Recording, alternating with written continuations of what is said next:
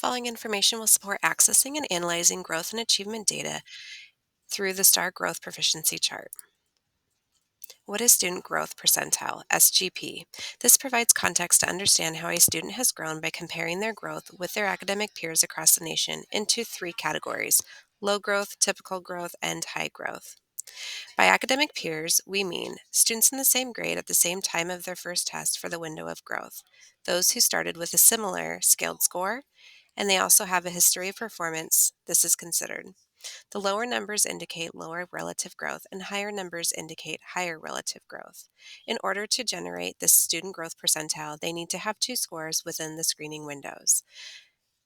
On the screen, you see a table. It identifies the Renaissance screening windows and time of year. In addition, it also shows the dates that are included in the student growth percentile. This does include if a student enrolls new after our benchmark windows. This can still capture their data. The CUSD benchmark windows are identified in red as shown on the screen. Log into Renaissance and select the report screen. You can do this from the STAR tile or select the reports tile and then STAR assessment. From the screen, we scroll down and then we select Growth Proficiency Chart from the Growth in Progress section. Complete the required fields depending on the report preferences. You will select class, subject, and assessment. For the assessment field, if you are a second grade teacher, you may select STAR Early Literacy to see both STAR Reading and STAR Early Literacy combined into one report. You will then select grade and then benchmark type. For grades 3 and above, we do recommend switching to state. This allows you to see your student performance aligned to predicted state proficiency by spring testing end of year. This data point provides the x-axis on our scatter plot. When we look at growth expectation, it defaults to a 50 SGP, student growth percentile. This data point provides the y-axis on our scatter plot. We then select Update Report. It is important to note for this specific report, it does not provide the selection of time frame. Therefore, it will update with most recent scores. It is recommended to save reports in a PDF or as needed. The STAR Growth Report does provide various time frames but does not include the scatter plot. The STAR Growth Report is also available from that report screen. Now let's take a look at the report that we have generated.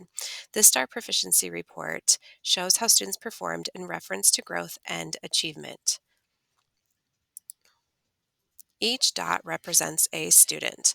By clicking on that dot, it identifies the student name and their latest testing history, some of those assessments falling within those windows.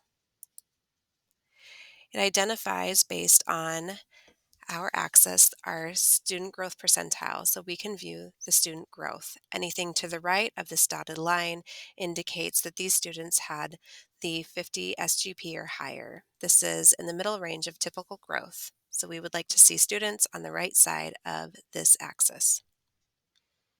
We can also view how students did with achievement. In this situation, this is a kindergarten through second grade classroom, and we have identified their achievement by clicking on district goals.